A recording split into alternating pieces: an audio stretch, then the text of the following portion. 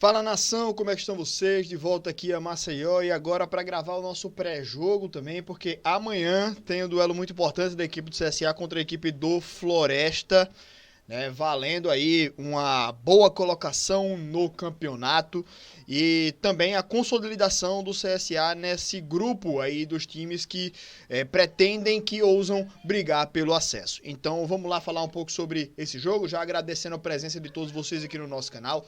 Dá o like aqui nesse vídeo para fortalecer o nosso trabalho, se inscreve aqui também porque ajuda muito no nosso crescimento aqui no YouTube e vamos que vamos, porque se tem CSA a gente tá aqui para conversar sobre, né? Então assim, CSA contra o Floresta, 7h30 da noite amanhã. E é um jogo pra gente jogar pra longe também aquela zica do ano passado, né? Porque no ano passado a gente tava também numa fase muito boa, né? Numa arrancada muito boa no campeonato.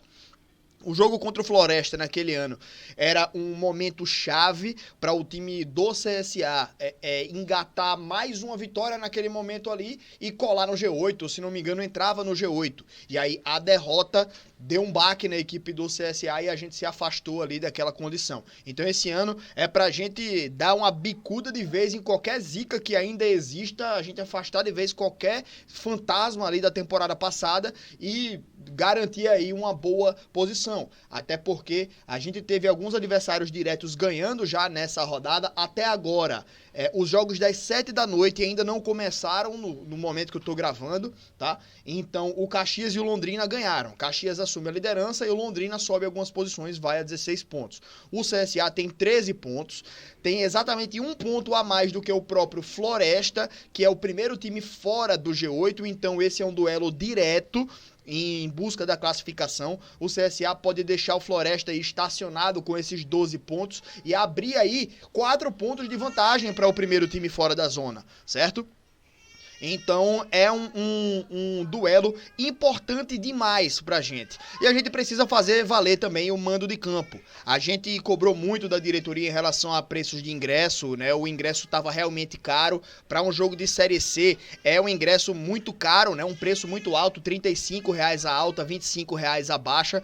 Mas é o momento que o torcedor do CSA precisa chegar junto do time. Eu sei que é caro, mas é um momento chave. É um momento importantíssimo para o time do CSA e é ao lado do torcedor que o time do CSA é mais forte e consegue fazer as suas melhores partidas. Então, a gente precisa estar ao lado do time, né? Então, faz um esforcinho aí. Eu sei que é segunda-feira, é um dia ruim, é um horário ruim e um ingresso caro, mas mesmo assim, cara, é o momento da gente chegar junto, é o momento da gente apoiar o time do CSA, não importa aí, né, qualquer outra coisa. Então, você que tá em dúvida se vai ou não, faz esse esforcinho, paga o teu ingresso, compra lá, vai lá, velho. Se não tiver, vai gastar com Uber, velho, vê se você arruma outra pessoa pra dividir aí o Uber pra ficar mais baratinho, mas não deixa de ir, galera. Não deixa de ir pra esse jogo, é essencial. Claro que você que é sócio não precisa se preocupar com isso, então a gente faz de novo a campanha, seja sócio, porque vale a pena financeiramente e também você não precisa ficar indo pra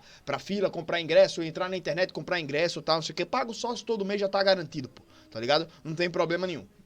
Lembrando também que quem quiser entrar no estádio precisa cadastrar a biometria facial, certo? Vai no site Futebol Card, vou deixar o link na descrição aqui para você poder acessar o Futebol Card e fazer o seu cadastro da biometria facial. Você coloca lá o seu nome, CPF, data de nascimento, acho que é e-mail ou telefone, é um dos dois, e aí você faz o cadastramento rapidinho, manda a tua foto lá, que aí na hora de você entrar no estádio é só você botar o teu rosto lá, que ele vai identificar o ingresso que você comprou no seu CPF ou o seu CPF no sistema do sócio torcedor e vai liberar a tua entrada, beleza? Então só para lembrar isso aí também. Mas para esse jogo, gente, a gente tem aí, claro, também a necessidade de ganhar, mas para isso a gente precisa de um time que entre em campo para demonstrar essa vontade de vencer o jogo, né? Então o time do CSA ele deve entrar em campo com o goleiro Gabriel Félix no gol. A linha de defesa, a gente vai ter mudanças, né? Porque a gente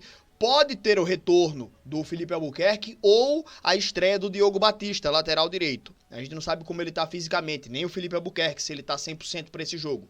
Acho que nem o Felipe Albuquerque nem o Brian vão voltar como titulares, tá? Então, possivelmente teremos de novo o Ramon na lateral direita, que tá quebrando bem o galho, tá? Não tá comprometendo, mas ele não é um lateral direito de ofício, então engessa um pouco a saída de bola ali por aquele lado, as ultrapassagens e tal, né? Então a gente precisa do retorno de um lateral direito de ofício, mas o Ramon tá quebrando bem o galho, então se ele jogar ali, ok, né? Pelo menos por enquanto. No miolo de zaga é Betão e Islam, né? A dupla maceioense, né? E os caras estão dando conta do recado. E não teve nenhuma chegada de um zagueiro novo, né, pra tentar fazer alguma alternância, mas enfim, tão bem os caras. E Enzo na lateral esquerda, né, talvez possa ter até o Roberto tendo mais espaço, mas o Enzo tá jogando muita bola, não faz sentido tirar o Enzo hoje, tá? Hoje o Enzo não pega banco para o Roberto. Beleza? Até o momento que o Roberto entre em campo e prove, né, que ele merece essa vaga de titular, mas ele vai precisar buscar esse espaço aí em alguns momentos quando o Enzo estiver cansado, suspenso ou em alguma outra situação. Mas hoje o Enzo não é banco para o Roberto. Tá? Meio de campo, ali a gente tem que voltar a jogar com o meia centralizado, tá? Não sei se o Brian vai ser o titular, então a gente pode fazer o teste ali com os dois volantes, o Nicola e o Camacho, e o Luciano Naninho, jogando ali como meia. Ele pode ganhar essa condição, né? Ou o Gabriel Vieira entrar como titular e o Naninho ter um espaço ali, mas o Luciano Naninho, ele entrou até no último jogo e teve 45 minutos, então talvez ele tenha para essa partida uma condição física até melhor, de jogar um tempo e mais uns 15 minutos ali do segundo, então eu entraria com ele de titular se não tiver o Brian 100%, tá? O que eu acho que não vai ter, então entraria com o Luciano Naninho. De um lado o Cachoeira, do outro o Baianinho e na frente o Thiago Marques. Esse é o nosso trio de ataque hoje. Embora o Cachoeira nos últimos jogos não tenha sido o Cachoeira lá do começo da temporada, ainda acho que ele é um cara que tem uma função tática importante, né? Ele tem uma aparição importante e ele às vezes não consegue jogar tão bem porque a galera sabe que se der brecha ele vai cravar, tá ligado? Então ele acaba atraindo a atenção de outros marcadores, como ele fez aí em algumas partidas, ele puxa a marcação para o meio e abre o corredor para o Enzo fazer a infiltração, a ultrapassagem, né? Então ele é um cara taticamente muito importante para a equipe do CSA, então esse seria o meu time para essa partida de amanhã. Beleza? Manda aqui também a sua opinião sobre o time do CSA, o que é que você mudaria nessa equipe, nessa escalação, a sua expectativa para o jogo dessa segunda-feira.